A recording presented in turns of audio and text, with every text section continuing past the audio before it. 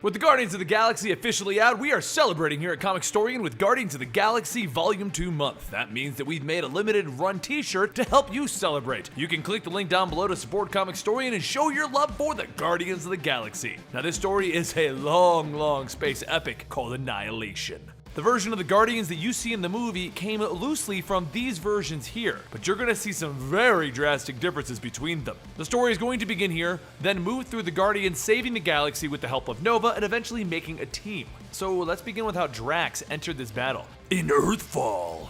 It was a late night at Coots Bluff, Alaska when an alien prisoner transport ship fell to Earth. The alien lunatic pulls himself out of the wreckage and he asks if anyone else is alive. From another part of the debris, two aliens known as the Blood Brothers crawl out and Lunatic tells them to hurry up and follow him. The three begin running and one of the brothers asks why are they even running, and Lunatic shouts that this is the worst planet to have crash landed on. As the group talks, the squirrel watching them begins to change and it tells them that this place is called Earth in their common language. Lunatic says that it looks like that damn shape-shifting squirrel Pybok survived, and Pybok tells them that it's the shape-shifting ability that will get them off of this dust ball. Lunatic then asks if anyone else survived, and Pybok motions over to the Green Brute, who survived as well. A few moments later, one of the Blood Brothers is hit with a piece of the fallen ship, and Drax shouts, "No hit, Drax! No hit, Drax! Ever! Lunatic shouts, what was the point of that? They're trying to reason with him, and then they suddenly start swinging at him? The other brother tells him, well, he should have just listened to them and come with them then. They wouldn't have had to hit him.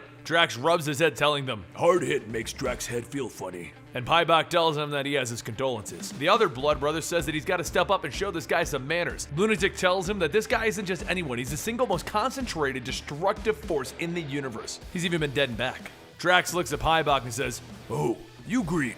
Drax Green, you Drax's daddy? Pybok tells him that if that would simplify things, then yes.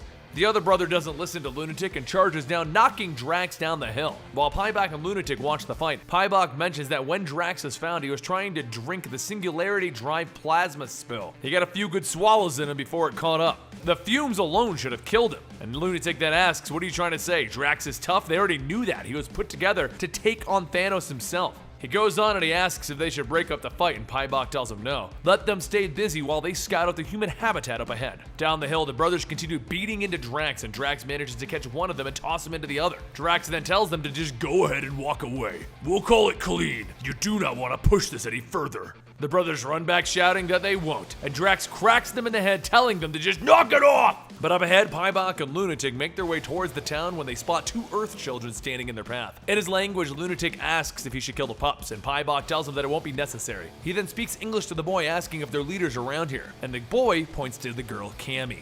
Pybok looks over and Cammy says that he's green, smells like a rendering truck, and his friend there doesn't even have a fix. What could possibly go wrong? Pybok asks what's a rendering truck, and she tells him that they pick up roadkill. Back in the alien language, Pybok then says that he thinks that she just insulted him. Pybok turns to Cammy and says that she seems rather calm. He takes it that this isn't her first, what do you people call it? Close encounters? Cammy says that you really can't turn on the TV without seeing some kind of a freak show on the news. Kinda desensitizes you.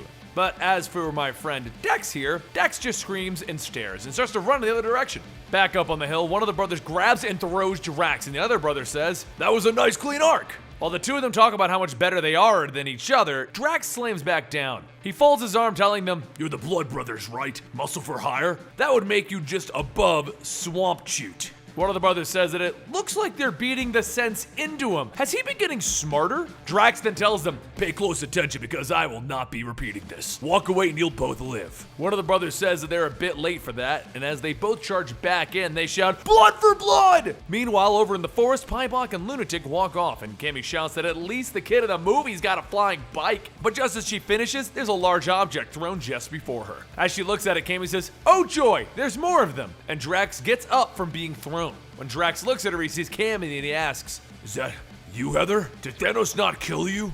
While Drax struggles to try and remember things, the brothers walk up and find Drax sitting there and he says, I don't want to fight anymore, my head hurts. And the brothers tell him, you know, we don't want to beat you too smart, let's go. Cammy asks what was that about, and Drax just looks at her asking, Heather? She says, you know, I'll bite. Who's Heather? Drax says that he's sorry. Daddy should have been there. And Cammy tells him, "You know what? Daddy, those bad men hurt me!" And she begins stomping on the ground, shouting, "They hurt Heather!" And he begins stomping on the ground, shouting, "They hurt Heather!" Heather follows and watches as Drax begins to run in, fighting the brothers by throwing them off of a cliff, screaming, "No one hurts Heather!" The fighting ends up knocking the brothers into the town where Piebok and Lunatic went to, and Piebok asks one of the brothers if he cares to explain what's going on. The brother fighting calls back that the more they hit him, the more savvy he gets. Piebok then tells one of the humans to go on ahead and work on their plans. Do not make him come looking for him. He will finish this here and now. While Drax continues to fight one of the brothers, he pushes them back, telling them, "Not smart taking it to my family." And then a familiar voice tells him, "Oh, someone's looking a bit eloquent." Drax turns back to see Piebok, now looking like Thanos, and while stunned, Piebok changes back and thrusts a spike into Drax's forehead. As his body falls to the ground, Cammy watches, saying, "Whoa, cool!" Once the fighting stops, Cammy runs over, pointing to Drax's body, asking, "Who's in charge of that?" Piebok walks up, stating that it seems they meet again. But shouldn't she be in school or something? Cammy tells him no, but Piebok waves his arm, telling her to go run along before you become tiresome. Cammy turns back to one of the brothers and tells him, "You heard it.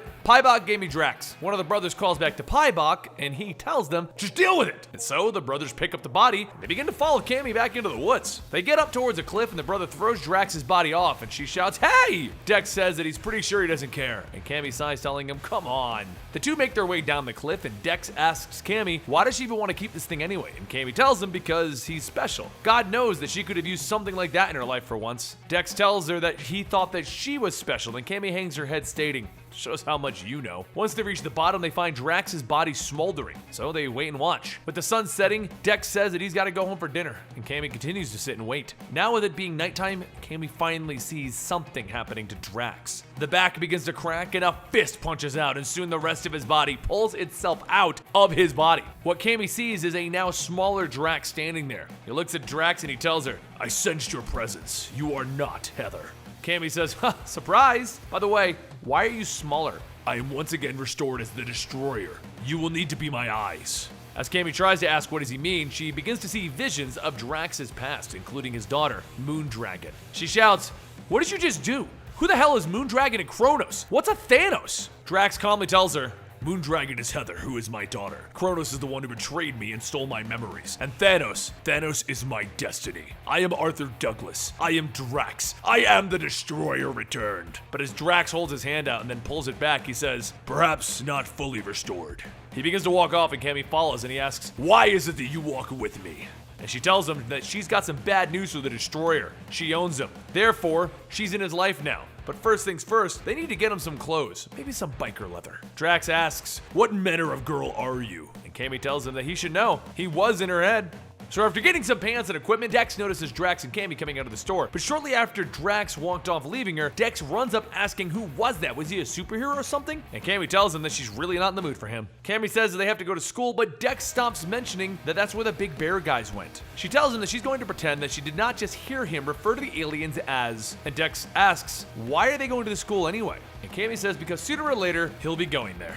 A short while later at the crash site, Lunatic looks through the debris trying to salvage as much as he can, but as he gets frustrated with nothing to pull, he tells the Blood Brothers to go ahead and just take the humans back. As the rain pours down, he says that he can't go anywhere, but from atop the wreckage, Drax appears. Lunatic looks back at the scrap and then suddenly feels a rush of wind, and seconds later his head falls off. Drax picks up his head, telling Lunatic, "I know your kind is notoriously hard to kill. The body just shuffles around and places the head right back on, right? Well then, we're just gonna have to take care of that body. Don't forget to tell Mephisto that Drax sent you there." And he tosses the head. Up ahead, the brothers hear a scream from Lunatic and they run back, but what they see stops them where they're standing. They stare at the suspended and tied up and headless body of Lunatic. One of the brothers asks if he's seeing what he's seeing, and the other one tells him seeing it and wishing he wasn't. While looking, there's a small movement from the headless body, and Drax bursts out, knocking both of the brothers to the ground. One of the brothers gets back up and fights back, slowly beating Drax to the ground. While choking him, the brother says that he'll give it to him. Only 2 people have managed to cut them and live to tell about it. And Drax smiles, telling them 3. The other brother calls out asking what's wrong, and the one on Drax falls over with 2 knives stuck in his head. Drax pulls his knives out, and the living brother tells him he's dead. He's dead! And Drax tells him, I think not.